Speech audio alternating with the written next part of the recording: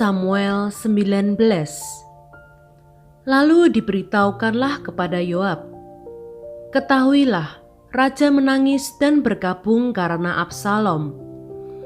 Pada hari itulah kemenangan terjadi perkabungan bagi seluruh tentara, sebab pada hari itu tentara itu mendengar orang berkata, "Raja bersusah hati karena anaknya." Sebab itu tentara itu masuk kota dengan diam-diam pada hari itu, seperti tentara yang kena malu kembali dengan diam-diam karena melarikan diri dari pertempuran. Raja menyelubungi mukanya, dan dengan suara nyaring merataplah raja, "Anakku Absalom, Absalom, anakku, anakku."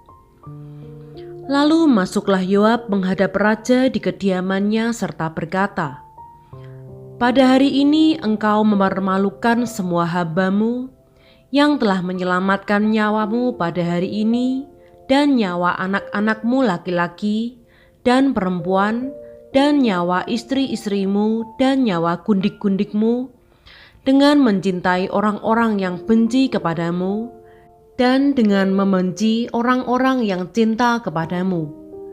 Karena pada hari ini engkau menunjukkan bahwa panglima-panglima dan anak buah tidak berarti apa-apa bagimu.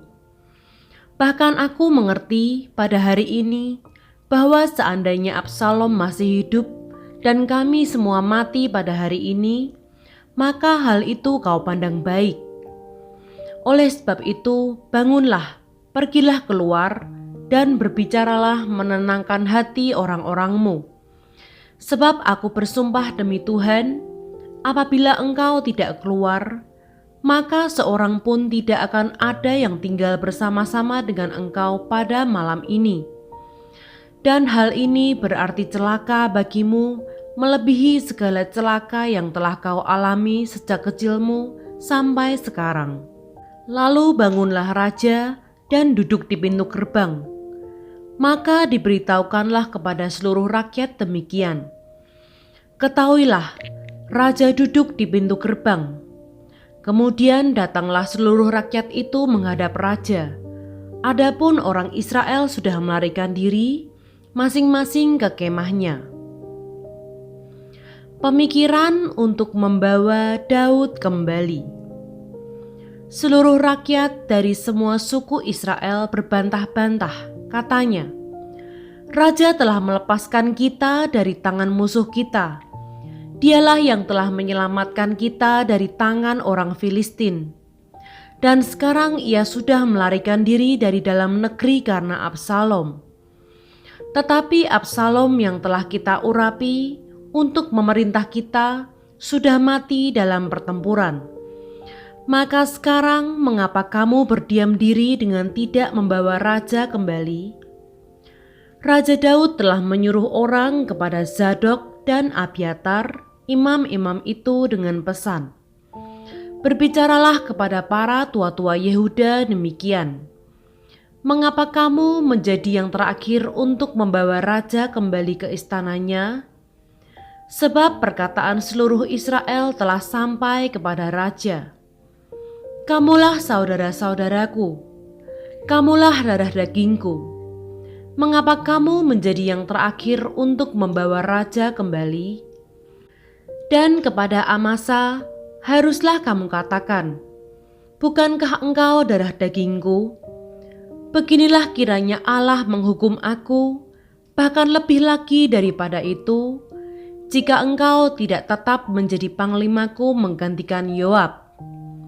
Demikianlah dibelokkannya hati semua orang Yehuda secara serentak, sehingga mereka menyuruh menyampaikan kepada raja pesan ini, "Kembalilah tuanku dan semua anak buahmu." Raja berangkat pulang, Simei menyongsong raja. Lalu berangkatlah raja pulang, dan sampailah ia ke tepi sungai Yordan. Sementara itu orang Yehuda telah sampai ke Gilgal untuk menyongsong raja dan untuk membawa raja menyeberang sungai Yordan. Juga Simei bin Gera, orang Benyamin yang dari Bahurim itu cepat-cepat datang bersama-sama dengan orang-orang Yehuda untuk menyongsong Raja Daud. Juga ada 1.000 orang dari daerah Benyamin bersama-sama dengan dia. Dan Ziba, hamba keluarga Saul, dan ke-15 anaknya laki-laki, dan ke-20 hambanya bersama-sama dengan dia, datang tergesa-gesa ke sungai Yordan mendahului raja, lalu menyeberang dari tempat penyeberangan untuk menyeberangkan keluarga raja dan untuk melakukan apa yang dipandangnya baik. Maka Simei bin Gera sujud di depan raja ketika raja hendak menyeberangi sungai Yordan dan berkata kepada raja, "Janganlah kiranya tuanku tetap memandang aku bersalah, dan janganlah kiranya tuanku mengingat kesalahan yang dilakukan hambamu ini pada hari tuanku raja keluar dari Yerusalem. Janganlah kiranya raja memperhatikannya lagi, sebab hambamu ini tahu bahwa hamba telah berbuat dosa. Dan lihatlah, pada hari ini akulah yang pertama-tama datang dari seluruh keturunan Yusuf untuk menyongsong tuanku raja." Lalu berbicaralah Abisai anak Seruya, katanya, "Bukankah Simei patut dihukum mati karena ia telah mengutuki orang yang diurapi Tuhan?" Tetapi Daud berkata, "Apakah urusanku dengan kamu, hai anak-anak Seruya, sehingga kamu pada hari ini menjadi lawanku? Masakan pada hari ini seorang dihukum mati di Israel? Sebab bukankah aku tahu bahwa aku pada hari ini adalah raja atas Israel?" Kemudian berkatalah raja kepada Simei, "Engkau tidak akan mati." Lalu raja bersumpah kepadanya. Mefiboset menyongsong raja. Juga Mefiboset bin Saul menyongsong raja. Ia tidak membersihkan kakinya dan tidak memelihara janggutnya, dan pakaiannya tidak dicucinya sejak raja pergi sampai hari ia pulang dengan selamat. Ketika ia dari Yerusalem menyongsong raja, bertanyalah raja kepadanya, "Mengapa engkau tidak pergi bersama-sama dengan aku, Mefiboset?" Jawabnya, "Ya tuanku raja, aku ditipu hambaku. Sebab hambamu ini berkata kepadanya, 'Pelanailah keledai bagiku, supaya aku menungganginya dan pergi bersama-sama dengan raja.' Sebab hambamu ini timpang. Ia telah memfitnahkan hambamu ini kepada tuanku raja. Tetapi tuanku raja adalah seperti malaikat Allah. Sebab itu perbuatlah apa yang tuanku pandang baik. Walaupun seluruh kaum keluargaku tidak lain dari orang-orang yang patut dihukum mati oleh tuanku raja, tuanku telah mengangkat hambamu ini di antara orang-orang yang menerima rejeki dari istanamu. Apakah hakku lagi dan untuk apa aku mengadakan tuntutan lagi kepada raja?" Tetapi raja berkata kepadanya, "Apa gunanya engkau berkata-kata lagi tentang halmu? Aku telah memutuskan, engkau dan Ziba harus berbagi ladang itu." Lalu berkatalah Mefiboset kepada raja, "Biarlah ia mengambil semuanya, sebab tuanku raja sudah pulang dengan selamat." Barzilai ikut mengantarkan raja. Juga Barzilai, orang Gilead itu, telah datang dari Rogelim dan ikut bersama-sama raja ke sungai Yordan untuk mengantarkannya sampai di sana. Barzilai itu sudah sangat tua, 80 tahun umurnya. Ia menyediakan makanan bagi raja selama ia tinggal di Mahanaim, sebab ia seorang yang sangat kaya. Berkatalah raja kepada Barzilai, "Ikutlah aku akan memelihara engkau di tempatku di Yerusalem." Tetapi Barzilai menjawab raja, "Berapa tahun lagikah aku hidup? sehingga aku harus pergi bersama-sama dengan raja ke Yerusalem? Sekarang ini aku telah berumur 80 tahun. Masakan aku masih dapat membedakan antara yang baik dan yang tidak baik? Atau masih dapatkah hamba-Mu ini merasai apa yang hamba makan atau apa yang hamba minum? Atau masih dapatkah aku mendengarkan suara penyanyi laki-laki dan penyanyi perempuan? Apa gunanya hamba-Mu ini lagi menjadi beban bagi tuanku raja? Sepotong jalan saja hamba-Mu ini berjalan ke seberang sungai Yordan bersama-sama dengan raja. Mengapa raja memberikan ganjaran yang sedemikian kepadaku? Biarkanlah hamba-Mu ini pulang, sehingga aku dapat mati di kotaku sendiri, dekat kubur ayahku dan ibuku.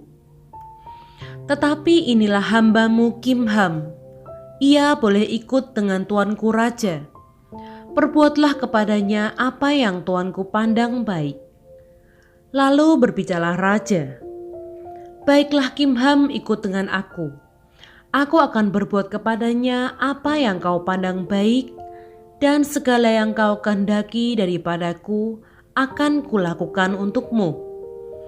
Kemudian seluruh rakyat menyeberangi sungai Yordan, juga raja menyeberang setelah berpamitan dengan Barzilai dengan ciuman. Lalu orang ini pun pulanglah ke tempat kediamannya. Orang-orang Israel dan orang-orang Yehuda mempertengkarkan raja. Sesudah itu berjalanlah raja terus ke Gilgal, dan Kimham ikut dengan dia. Seluruh rakyat Yehuda bersama-sama setengah dari rakyat Israel telah mengantarkan raja. Tetapi seluruh orang Israel datang menghadap raja dan berkata kepada raja, "Mengapa saudara-saudara kami, orang-orang Yehuda itu, menculik raja dan membawa dia menyeberangi sungai Yordan dengan keluarganya dan semua orang Daud yang menyertai dia?" Lalu semua orang Yehuda menjawab orang-orang Israel itu, "Oleh karena raja kerabat kami, mengapa kamu menjadi marah karena hal ini? Apakah kami makan apa-apa atas biaya raja? Apakah kami mendapat keuntungan?" Tetapi orang-orang Israel itu menjawab orang-orang Yehuda, "Kami 10 kali lebih berhak atas raja. Sebagai anak sulung, kami melebihi kamu. Mengapa kamu memandang kami rendah? Bukankah kami yang pertama-tama harus membawa raja kami kembali?" Tetapi perkataan orang-orang Yehuda itu lebih pedas daripada perkataan orang-orang Israel.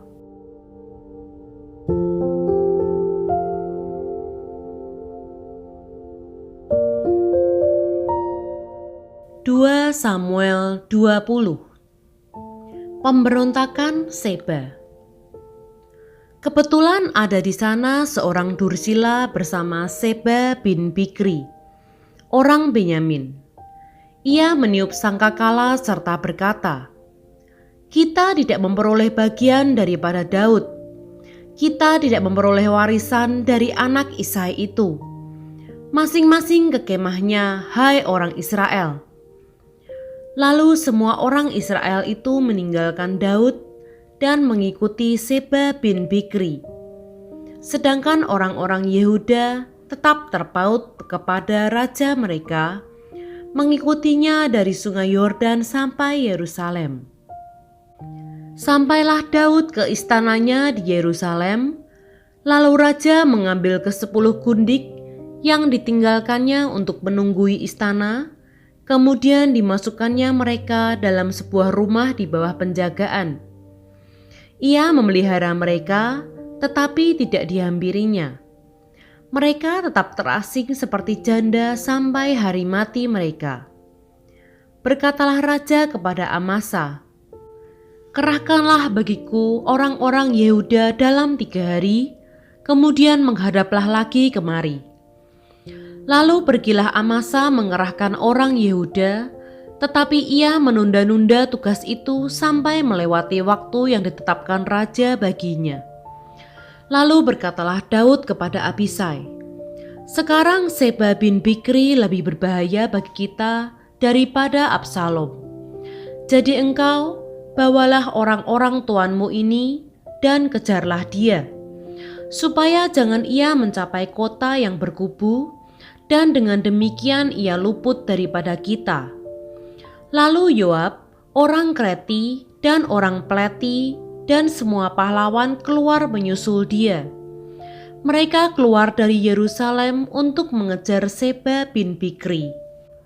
Ketika mereka sampai ke batu besar yang di Gibeon, maka Amasa sudah tiba di sana terlebih dahulu daripada mereka. Adapun Yoab mengenakan pakaian perang dan di luarnya ada ikat pinggang dengan pedang bersarung terpaut pada pinggangnya. Ketika ia tampil ke muka, terjatuhlah pedang itu. Berkatalah Yoab kepada Amasa, "Engkau baik-baik, saudaraku?" Sementara itu tangan kanan Yoab memegang janggut Amasa untuk mencium dia. Amasa tidak awas terhadap pedang yang ada di tangan Yoab itu. Yoab menikam pedang itu ke perutnya sehingga isi perutnya tertumpah ke tanah. Tidak usah dia ditikamnya 2 kali sebab ia sudah mati. Lalu Yoab dan Abisai adiknya terus mengejar Seba bin Bikri. Dan seorang dari orang-orang Yoab tinggal berdiri di dekat mayat itu sambil berkata, "Siapa yang suka kepada Yoab dan siapa yang memihak kepada Daud, baiklah mengikuti Yoab." Dalam pada itu Amasa terguling mati dalam darahnya di tengah-tengah jalan raya. Ketika orang itu melihat bahwa seluruh rakyat berdiri menonton, maka disingkirkannya mayat Amasa dari jalan raya ke padang, lalu dihamparkannya kain di atasnya, karena dilihatnya bahwa setiap orang yang datang ke sana berdiri menonton. Setelah dijauhkannya mayat itu dari jalan raya, maka semua orang itu berjalan terus mengikuti Yoab untuk mengejar Seba bin Bikri. Seba telah melintasi daerah semua suku Israel menuju Abel Bet Maaka, dan semua orang Bikri telah berkumpul dan mengikuti dia. Tetapi sampailah orang-orang Yoab lalu mengepung dia di Abel Bet Maaka. Mereka menimbun tanah menjadi tembok terhadap kota ini, dan tembok ini merapat sampai ke tembok luar, sedang seluruh rakyat yang bersama-sama dengan Yoab menggali tembok kota itu untuk meruntuhkannya. Lalu berserulah seorang perempuan bijaksana dari kota itu, "Dengar, dengar, katakanlah kepada Yoab, mendekatlah kemari, supaya aku berbicara dengan engkau." Maka mendekatlah Yoab kepada perempuan itu. Bertanyalah perempuan itu, "Engkaukah Yoab?" Jawabnya, "Benar." Lalu berkatalah perempuan itu kepadanya, "Dengarkanlah perkataan hambamu ini." Jawabnya, "Baik." Kemudian berkatalah perempuan itu, "Dahulu biasa orang berkata begini, baiklah orang minta petunjuk di Abel dan di Dan, apakah sudah dihapuskan apa yang telah ditetapkan oleh orang-orang yang setia di Israel? Tetapi engkau ini berikhtiar membinasakan suatu kota, apalagi suatu kota induk di Israel. Mengapa engkau hendak menelan habis milik pusaka Tuhan?" Lalu Yoab menjawab, "Jauhlah, jauhlah daripadaku untuk menelan dan memusnahkan. Bukankah begitu halnya? Tetapi seorang dari pegunungan Efraim yang bernama Seba bin Bikri telah menggerakkan tangannya melawan Raja Daud. Serahkanlah dia seorang diri, maka aku akan undur dari kota ini." Lalu berkatalah perempuan itu kepada Yoab, "Baik, kepalanya akan dilemparkan kepadamu dari belakang tembok ini." Kemudian masuklah pula perempuan itu dan berbicara kepada seluruh rakyat dengan bijaksana. Sesudah itu mereka memenggal kepala Seba bin Bikri dan melemparkannya kepada Yoab. Yoab meniup sangkakala, lalu berserak-seraklah mereka meninggalkan kota itu masing-masing ke tempatnya. Maka pulanglah Yoab ke Yerusalem kepada raja. Pegawai-pegawai Daud. Yoab menjadi kepala atas segenap tentara Israel, dan Benaya bin Yoyada menjadi kepala atas orang Kreti dan orang Pleti. Adoram menjadi raja orang Rodi, dan Yosafat bin Ahilud menjadi bendahara negara. Seya menjadi panitera negara, Zadok dan Abiatar menjadi imam, juga Ira orang Yair itu menjadi imam pada Daud.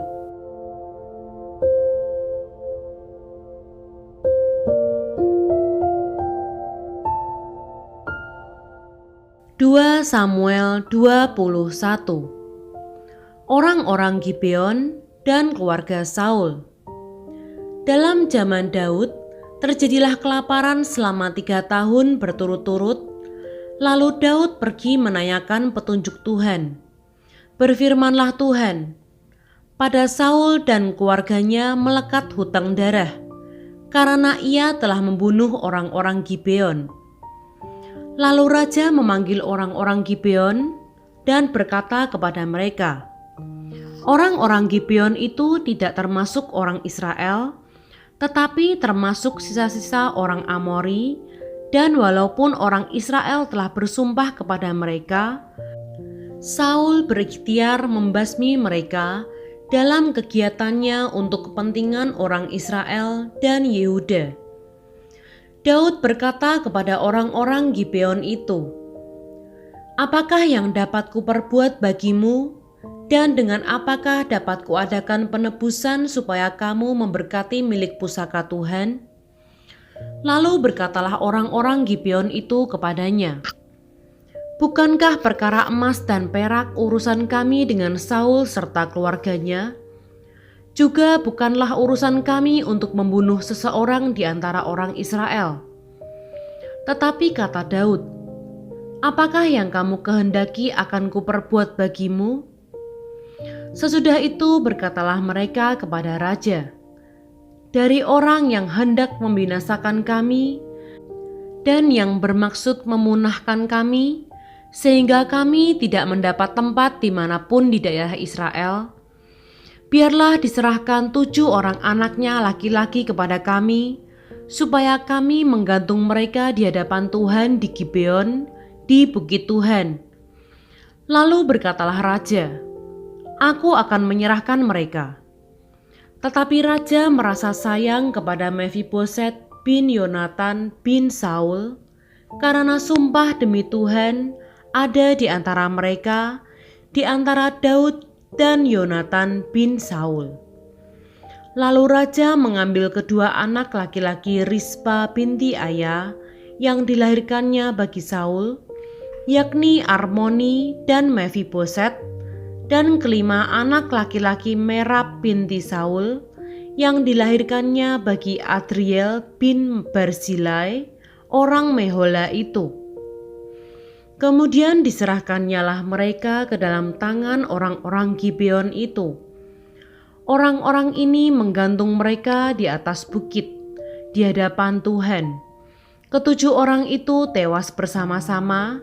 Mereka telah dihukum mati pada awal musim menuai, pada permulaan musim menuai jelai. Lalu Rispa binti Aya mengambil kain karung dan membentangkannya bagi dirinya di atas gunung batu dari permulaan musim menuai sampai tercurah air dari langit ke atas mayat mereka. Ia tidak membiarkan burung-burung di udara mendatangi mayat mereka pada siang hari ataupun binatang-binatang di hutan pada malam hari. Ketika diberitahukan kepada Daud apa yang diperbuat Rispa binti Aya, gundik Saul itu, maka pergilah Daud mengambil tulang-tulang Saul dan tulang-tulang Yonatan anaknya dari warga-warga kota Yabes Gilead yang telah mencuri tulang-tulang itu dari tanah lapang di Bet-san, tempat orang Filistin menggantung mereka ketika orang Filistin memukul Saul kalah di Gilboa. Ia membawa dari sana tulang-tulang Saul dan tulang-tulang Yonatan anaknya. Dikumpulkanlah juga tulang-tulang orang-orang yang digantung tadi, lalu dikuburkan bersama-sama dengan tulang-tulang Saul dan Yonatan anaknya di tanah Benyamin, di Zela, di dalam kubur Kis ayahnya. Orang melakukan segala sesuatu yang diperintahkan raja. Maka sesudah itu Allah mengabulkan doa untuk negeri itu. Peperangan melawan orang Filistin. Ketika terjadi lagi peperangan antara orang Filistin dan orang Israel, maka berangkatlah Daud bersama-sama dengan orang-orangnya, lalu berperang melawan orang Filistin, sampai Daud menjadi letih lesu. Yisbi Benob, yang termasuk keturunan raksasa, berat tombaknya 300 shikal tembaga, dan ia menyandang pedang yang baru, menyangka dapat menewaskan Daud. Tetapi Abisai anak Zeruya datang menolong Daud, lalu merobohkan dan membunuh orang Filistin itu. Pada waktu itu orang-orang Daud memohon dengan sangat kepadanya. Kata mereka, "Janganlah lagi engkau maju berperang bersama-sama dengan kami, supaya keturunan Israel jangan punah bersama-sama engkau." Sesudah itu terjadi lagi pertempuran melawan orang Filistin di Gob. Pada waktu itu, Sibkai, orang Husa, memukul kalah Saf, yang termasuk keturunan raksasa.